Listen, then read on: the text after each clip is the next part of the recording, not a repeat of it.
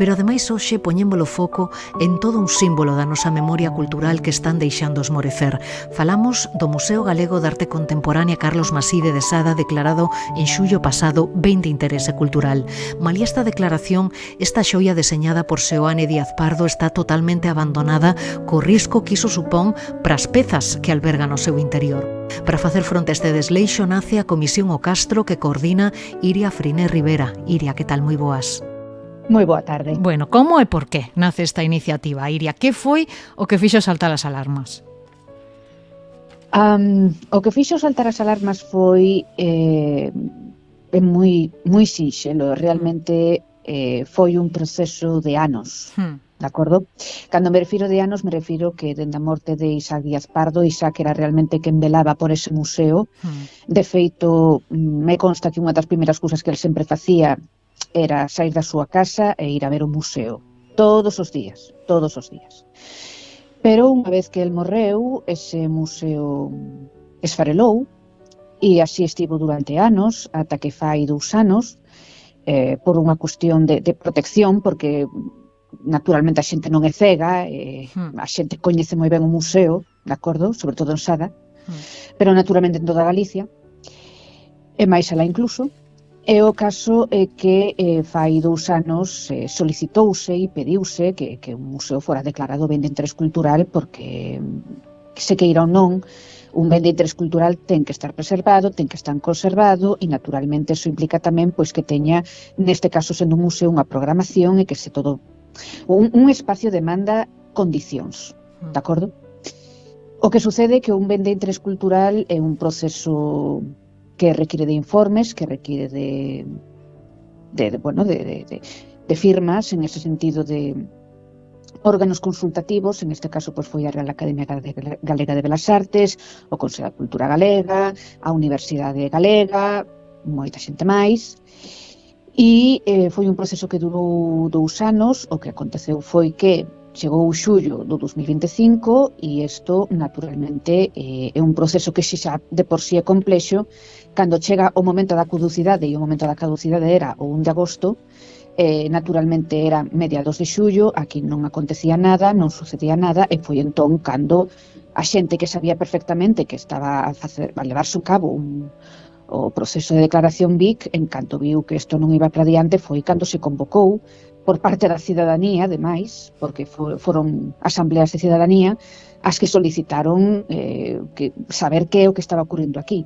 E foi a partir de cando sucederon estas asambleas que foi entón cando foi tal o clamor, por así decirlo, que foi entón cando se deu luz verde a declaración de ben de interés cultural do Museo Galego de Arte Contemporánea Carlos Maside. Agora ben, enda que entrou en vigor como ben de interés cultural a partir do 1 de agosto, sin embargo, e mesmo en setembro se dixo que iba a haber unha programación do museo, etc., non sucedeu absolutamente nada en estos 6 meses. E como se explica isto? Como se explica isto? Pois é unha pregunta que a min me están facendo cada 2 por 3, a verdad. É dicir, dende que xurdiu a Comisión do Castro, a xente, de feito, eu creo que unha das preguntas que máis me repite a xente é precisamente que está a suceder. Claro, porque de entrada unha esperaría que con a declaración de Vic pois é o inicio dunha etapa de recuperación, non? Pero ese efecto non se está producindo e o museo segue sen actividade, non? E tampouco sin explicacións da administración. Non por parte prácticamente de ninguén, e o certo é que un podría pensar que tal vez a pregunta de como se chegou ata aquí pois pode vir da xente do gremio, cando fero xente do gremio, xente de historia da arte, da conservación, que efectivamente sí, pero tamén moitas outras persoas que coñeceron a inxente programación que se facía dende 1970, porque hubo moita xente que era mestre, xente que era coñecedora, que era investigadora, que lle gustaba a programación que se facía dende a época de Isaac e de Luis Seoane, no sentido, o digo, de acordo, de que eles xa estaban facendo un exercicio práctico, pedagóxico, de proxección social nun museo como era o Carlos Maside, moito antes de que se instauraran aquí moitos outros museos, de acordo? E, sin embargo, claro, a xente está abraiada de que por parte prácticamente de ninguén nin se impulsa, ninguén se fai cargo, ninguén cuida do museo, prácticamente que é unha inutilidade, con perdón, e é precisamente o maior delito de todos. Eu o dixen dende que se fixo o anuncio da comisión. En Berlín, en París, en Londres, incluso en calquer outro sitio onde houbera un museo destas características, sería o pulmón de calquer territorio, xa somente contando co prestixio que contaba a súa traxectoria e a súa programación. E, sin embargo, aquí está un museo como se non contara nada, como se fose nada. Ese museo non é nada, con todo o simbolismo que ten, con toda a programación que tivo, con toda a colección que ten, con todo o que podería beneficiar a todo o mundo, e, sin embargo, é a maior invisibilización que se pode ter. Claro, porque o Carlos Maside non é o que diste, non é un museo calquera, é moito máis cunha colección de pezas, non? Forma parte dun todo que deseñaron Díaz Pardo e Seoane, no que puxeron as súas ilusións e que levan sendo desde hai décadas todo un referente na construción da memoria da nosa Galicia, non? Un pouco tamén o que está pasando co Museo Carlos Maside, o que pasa tamén ca Factoría de Sargadelos, parece ser un símbolo da querencia que hai pola cultura neste país, non? E que precisamente a Comisión O Castro está integrada dentro do que é a Comisión para a Recuperación da Memoria Histórica da Coruña. E isto ten moito que ver precisamente porque cando un leo o manifesto do Laboratorio de Formas, unha das cousas que se di é que o Museo Carlos Maside está orientado a un exercicio de memoria histórica. E isto ten moito que ver non somente ca memoria histórica que puido ter lugar co pai de Isaac Díaz Pardo, que foi Camilo Díaz Baliño, que tamén foi mestre de Luis Seoane, e que toda a arquitectura que ten, todas as referencias artísticas que ten, a colección de artistas que ten, a documentación histórica que garda, moitas das cuestións que están aí referenciadas, empezando por Castelao, co Estatuto de Galicia e os cartéis, todo iso é un exercicio de memoria histórica non somente galega, senón mesmamente europea, porque se está facendo memoria histórica con todo o que aconteceu en Rusia, na Alemania de Weimar, nos anos 20, nos anos 30, do antimilitarismo que había naquela época, na consecución de paz a través do coñecemento, do Seminario de Estudos Galegos. É un auténtico exercicio de memoria histórica, pero dunha maneira tal como eles entendían, é dicir, como un exercicio de reparación, de cuidado, de estar ao servicio da sociedade, porque esa era a mentalidade que eles traían dos anos 20-30 de toda esta xeración, de acordo? E naturalmente tamén como un homenaxe e sobre todo de batallar contra a amnesia. Entón, claro, tendo en conta todas as posibilidades que ofrece este museo a nivel pedagóxico, a nivel funcional, a nivel estético, con ese auditorio maravilloso que ten, e con, insisto, con todos os precedentes históricos que ten, pois naturalmente a verdade é que é unha situación absolutamente complexa e que francamente deixa máis interrogantes que respostas. Porque, é dicir, por que está a acontecer todo isto? Que intereses existen en ter este museo sin ningún tipo de actividade? Gustaríame falar tamén do estado, non, que presenta o edificio tanto por dentro como por fora, non? Vos falades de desleixo. Estruturalmente, que ibas presentar o edificio? Como dixen anteriormente, un museo sempre exixe condicións. Sempre exixen condicións de cuidado, condicións de temperatura, condicións de clima, necesita un equipo, por exemplo, necesita un equipo de restauración, necesita un equipo de conservación, de documentación, de hemeroteca, de biblioteca, de observación de como está a estructura, porque Isaac Díaz Pardo no seu momento dixera que el quería que o edificio fora o máis sinxelo, incluso materialmente, o cal require pois ter moito cuidado co que son as estruturas porque son, non son de materiais particularmente duros, de acordo, entón hai que ser bastante cuidadoso, pero sobre todo está a cuestión do interior, é dicir, como é a iluminación, como está disposta, como están as obras de arte, por exemplo, porque ali hai escultura, hai pintura, hai grabado, hai escenografía. Entón, claro, eso naturalmente exixe ter as cousas como é debido, non simplemente pechadas, como se fose unha vitrina. Porque ali dentro siguen as 2000 pezas, non? Que leva gardando de toda a vida o edificio, non? Ou onde están aos fondos do museo? Non, ali está recoñecida o que é a colección. O que acontece, por exemplo, é que na declaración BIC non está recollida o que é a documentación histórica, que esa sí que está guardada. E esa é unha das cousas que nos reclamábamos tamén, que fose declarada BIC tamén a documentación. E sabemos en que estado están as pezas que alberga o museo, Iria? Se non hai auditorías non se pode saber. Ese é o problema tamén. Que non se fan auditorías. Porque ademais estamos falando de pezas únicas, non? Aí hai pezas de Castelao, de Seoane, de Díaz Pardo, de Maside, de Laxeiro, non? É unha riqueza que está correndo risco de estragarse para sempre, non? Se un museo non cumple con as condicións de clima, de temperatura, de iluminación e de pintura, é dicir, de cando me estou referindo de pintura, me estou referindo a pintura, por exemplo, das paredes ou dos teitos, é un peligro bastante latente. Cales son as pezas máis singulares que garda o museo? O museo garda, por exemplo, unha grandísima e moi rica colección de obras de Seoane, pero aparte diso hai obras que son históricas, por exemplo, as máscaras de Castelao, por exemplo, as teñineles. Tamén está cousas que eran de Díaz Baliño, por exemplo, as escenografías ou, por exemplo, a escultura da Picariña de Asorei, esa foron un agasallo do escultor ao pai de Isaac Díaz Pardo. Logo tamén, por exemplo, están as obras dos renovadores, naturalmente obra de Díaz Pardo, mobiliario tamén, que ese estaba firmado tamén por Díaz Pardo, cadeiras, mesas, todo.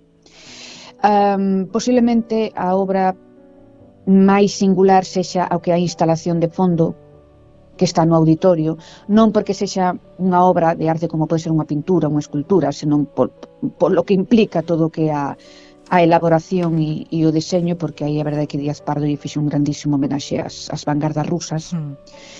E o propio nome, dicir, Museo Galego de Arte Contemporánea Carlos Maside xa está indicando prácticamente en que consiste de homenaxe tamén que tipo de obras existen aí dentro, non? É dicir, o propio museo xa en si mesmo, tanto por contido como por continente, é unha obra de arte. De acordo, dicir, a nivel arquitectónico é tan impecable como o contido que ten. E de feito, unha das cousas que nos temos no manifesto que se pode firmar, está aberto, dentro da páxina da Comisión para a Recuperación de Memoria Histórica da Coruña. Aí está explicado que a Comisión o Castro, está explicado que é o que se reclama e que se pode firmar. Como está funcionando esa campaña de recolle de sinaturas, Iria? Porque levades moi pouquiño tempo, creo que xa tendes bastantes sinaturas, bastantes apoios.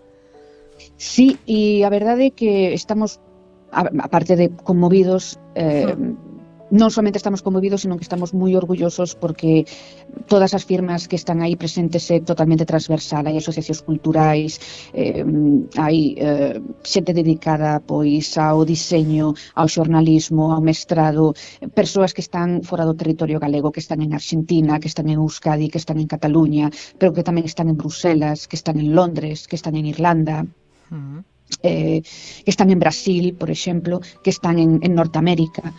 Están dende grupos musicais pasando por persoas que se dedican a investigación privada, que son historiadores, que son escritores, pero tamén persoas que simplemente lle queren ao museo, que aprecian a memoria de Isaac Díaz Pardo e de Luis Seoane, que comprenden perfectamente a significación que ten este museo, non? E sobre todo do valor que ten non somente para a cultura galega, senón para todos os ámbitos, para o económico, para o político, para o social, para o espiritual, se se pode chamar así, de acordo?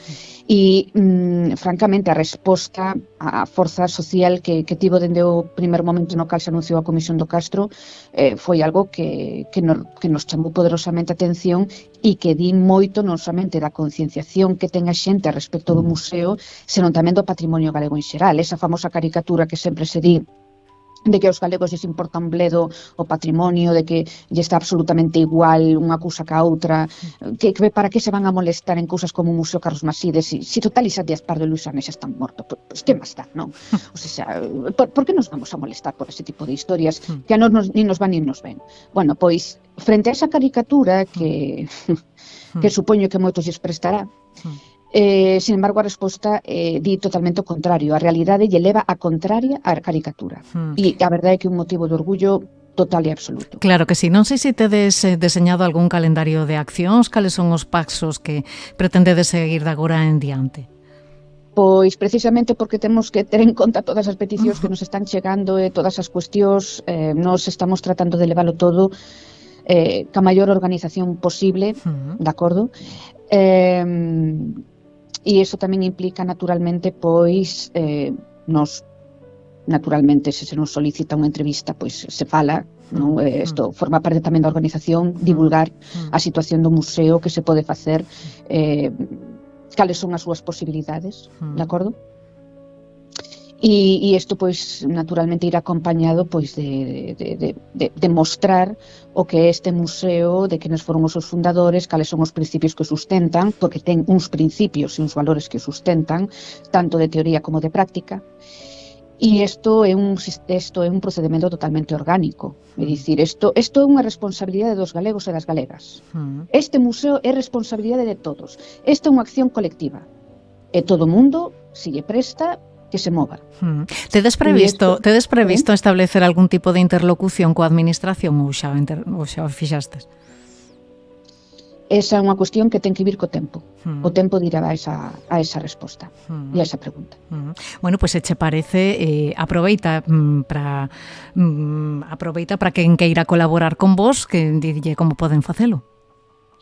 Pois moi sinxelo, como xa dixera anteriormente, na páxina da Comisión para a Recuperación da Memoria Histórica da Coruña hai un apartado. Está dedicado á Comisión O Castro, ao manifesto do Museo Carlos Maside. Pódese ler, pódese espallar, pódese compartir, de acordo? Está en base virtual. E, como tal, tamén está a firma para que se lle convén ou lle presta, pois que firmen apoio ao manifesto, que firme en apoio á Comisión O Castro, tamén en apoio ao propio museo, porque vai todo unido. E, naturalmente, pois, concienciar. É moi importante concienciar porque, é dicir, era xente moi válida. Todos eles, Luis Seoane, Colmeiro, Maside, todos eles eran xente moi, moi válida. E é o tipo de xente, Díaz Pardo, todos eles, que somente se dan en unha época moi concreta da historia. Non volven outra vez a aparecer ata que as circunstancias se dan. E non se pode agardar a que volvan a aparecer unhas circunstancias tan terribles como as deles para que se volva a facer algo tan extraordinario como o Museo Carlos Maside.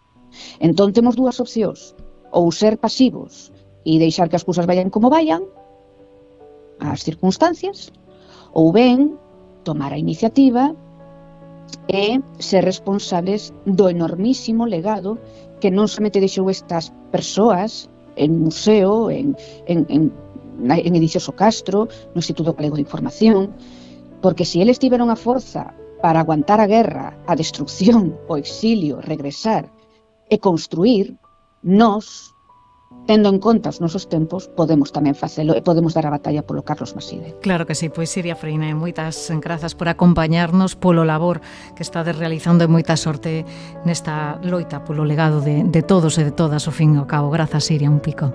Moitísimas grazas a vos.